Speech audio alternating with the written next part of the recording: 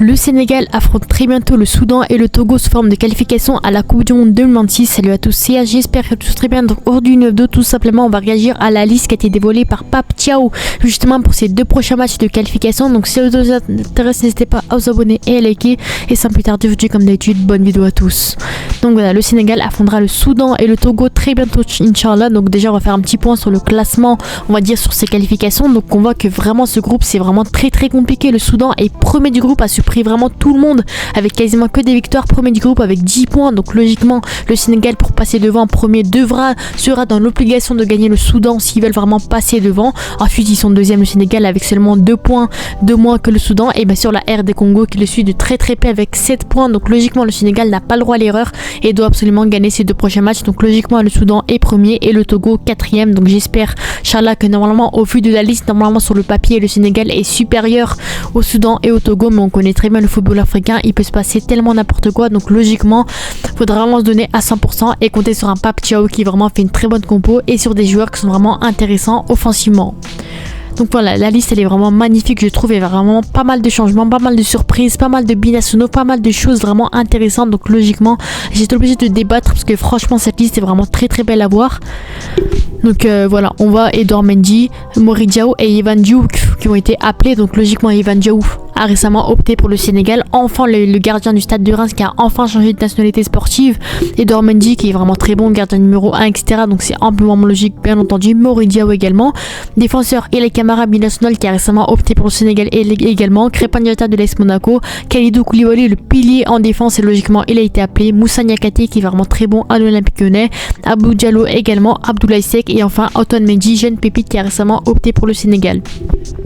Au milieu de terrain, on a bien sûr Idrissa Gueye qui est vraiment très bon en ce moment à Everton. Certes, il a 35 ans, etc. Et pourtant, c'est un très bon milieu de terrain qui est toujours aussi bon en première ligue. Donc, sa sélection est vraiment méritée. Pape Gueye qui est vraiment très bon à Villarreal. Pape Matar Sarr à Tottenham. Lamine Camara, l'une des plus grandes pépites à l'heure actuelle sénégalaise qui est titulaire indiscutable à l'AS Monaco, qui est vraiment excellent. Donc, logiquement, il a été appelé. Pathé Sissoko Vanicano, Dion Lopi de Ulmaria et enfin Tchèque Nias également, un nouveau joueur, une nouvelle tête en sélection sénégalaise qu'on verra juste après. Mais en tout cas, le milieu de terrain pour moi c'est vraiment une masterclass et à l'heure actuelle c'est vraiment l'un des meilleurs milieux de terrain d'Afrique et je suis vraiment hâte de voir tout ça. Qu'est-ce que justement Pape Thiaw pourrait nous concocter bien entendu. Et on attaque bien sûr Sadio Mané, Boulaye Dia, Habib Diallo, Abdallah Sima, Chérif Ndiaye, Ismaïla Sarr, Richard Sagna, le joueur de D2 sénégalaise qui a été appelé. Donc tellement il est excellent là-bas. Richard Sagna en fait son histoire est vraiment impressionnante, il joue en D2 sénégalaise et pourtant il a été appelé en sélection. C'est un joueur qui est vraiment excellent, qui est sûr, performe là-bas. Donc logiquement il a été appelé. Et bien sûr Hassane Diao, le joueur qui fait vraiment débat en ce moment, qui a récemment opté pour le Sénégal et je suis vraiment contente de ce côté-là qu'un joueur comme ça qui a vraiment un grand talent, qui avait le choix entre l'Espagne et le Sénégal et choisi l'Espagne. J'ai hâte de voir tout ça et bien sûr on va voir les nouveaux profils. Donc quand tu vois un peu les nouvelles têtes, il y a 6 nouvelles têtes en sélection.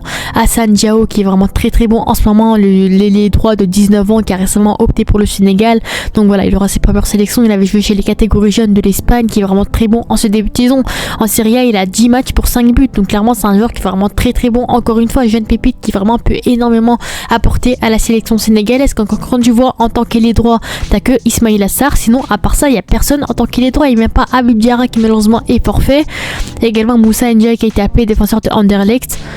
Voilà, franchement pour moi Hassane Diao c'est vraiment une masterclass de la part de Pape Thiaw, très bon ailier qui apparemment a toujours rêvé de représenter la sélection sénégalaise. Donc logiquement pour moi c'est amplement mérité.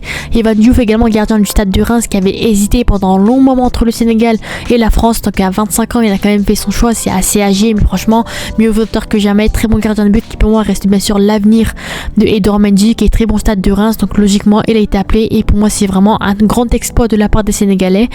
Elay Camara, très bon latéral droit également. On sait que malheureusement Youssouf Sabaly, bah voilà, ça commence à passer, on commence à tourner la page. Donc logiquement on est à la recherche de son successeur. On a testé pendant un long moment, on a testé des Crépin Diatta avec pas mal de joueurs et là on a enfin trouvé je pense son futur successeur. Elay Camara qui pour moi pourra vraiment être intéressant en tant que latéral droit pour remplacer un Youssouf Sabaly. C'est un très bon joueur qui fait un grand début de saison du côté de Anderlecht dans le championnat belge. Donc logiquement il a été appelé bien entendu.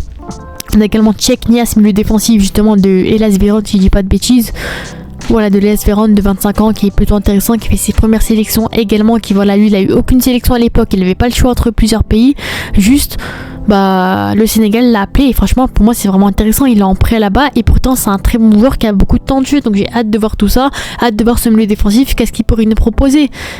Et bien sûr la fameuse pépite qui fait beaucoup débat en ce moment, et voilà, Assane Diao comme je le dis, et bien sûr Antoine Mendy qui est également très très bon bien entendu, latéral droit également de l'OGC Nice également, qui joue en Ligue 1, qui a pas mal de temps de jeu également, donc pour moi franchement il y a quasiment que des binationaux, il y a Assane Diao, Evan Diouf, Ilay Camara et Antoine Mendy, 4 binationaux qui ont réussi à changer de nationalité sportive grâce en tout cas à la sélection sénégalaise et bien sûr surtout à Pape Thiaw qui a réussi à les convaincre à rejoindre le projet sénégalais. Pour moi franchement la liste est vraiment excellente et franchement pour l'instant c'est la meilleure liste qu'on ait pu voir. Les gardiens de but c'est excellent, en défense c'est excellent, latéral droit on a Antoine Mendy et Ilay Camara en tant que latéral droit qui pourraient potentiellement être les successeurs de Youssouf Sabaly potentiellement. En défense centrale on a bien sûr des Moussa Ndiaye, on a des Abdou Diallo, des Abdoulaye Seck, des Kalidou Koulibaly, des Diakité, il y a vraiment l'embarras du choix à ce poste là, mais le terrain c'est quasiment que des masterclass. Gaï qui est vraiment très bon en ce moment, Pape Gaï qui est vraiment très bon également, Pape Matar Sarr et Lamine Camara qui reste bien sûr l'avenir du Sénégal à ce poste là, qui sont titulaires indiscutables, Pathé 6, Tchèque Niasse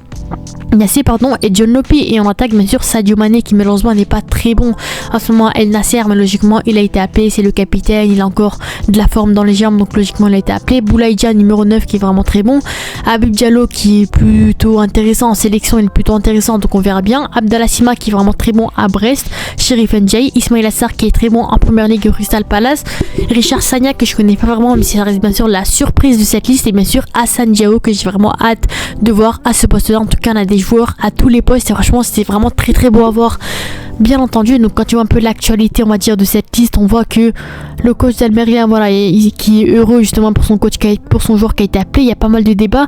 Voilà, la sélection sénégalaise ne comptait pas sélectionner Assane Diao pour l'équipe A mais pour les U21, mais on a vu que le Sénégal l'a appelé en équipe première justement pour ne pas qu'il change d'avis et qu'il soit bloqué au Sénégal. Voilà, franchement pour moi c'est une très bonne stratégie bien entendu, parce qu'en U21 bien sûr qu'il pourra encore changer d'avis, donc logiquement il a été appelé en équipe première, donc pour moi c'est un très bon coup de la part des Sénégalais. Voilà, il y a pas mal de débats là-dessus, donc franchement voilà, Ilay Camara successeur et Youssouf Sabaly en sélection, c'est un thread fait par joueur sénégalais donc n'hésitez pas à aller le voir également. Retour en sélection pour Moussa Ndiaye qui était blessé pendant un long moment et c'est un latéral gauche qui est plutôt intéressant, donc on a vu que des Ismail Jacobs n'a pas été appelé, donc voilà, je ne connais pas vraiment la raison mais en tout cas il n'a pas été appelé. Voilà, certains joueurs qui se plaignent de ne pas être appelés également, on ne va pas parler là-dessus parce que sinon voilà ça va être n'importe quoi. Également on a Pape Thiaw qui a sorti une exclue concernant Malick Thiaw, je suis parti le voir, on a bien discuté et vous verrez c'est une surprise, donc j'espère vraiment qu'il réussira à le convaincre à rejoindre la sélection sénégalaise. Imaginez-vous juste un duo Kalidou Koulibaly, Malick Thiaw en défense, à quel point ça peut être masterclass encore une fois. Donc malheureusement on voit que Mikayil Faye n'a pas été appelé, donc voilà, malheureusement il n'est pas très bon au Stade Rennais en ce moment, il n'a pas de temps de jeu, donc logiquement il n'a pas été appelé, il a appelé que des joueurs méritants et pour moi franchement c'est masterclass encore une fois. Je mettrai une note bien sûr de 10 sur 10, de 9 sur 10 sur la liste, parce que malheureusement des Habib Diarra, des Iliman Ndiaye, des Nicolas Jackson et Malick Diouf qui malheureusement sont forfaits. Il y a pas mal de débats là-dessus, mais mis à part ça, pour moi c'est masterclass bien entendu. Très très belle liste encore une fois. J'ai hâte de voir tout ça. Dites-moi en commentaire. Sur ce, n'hésitez pas à vous abonner et à liker de la prochaine. Ciao.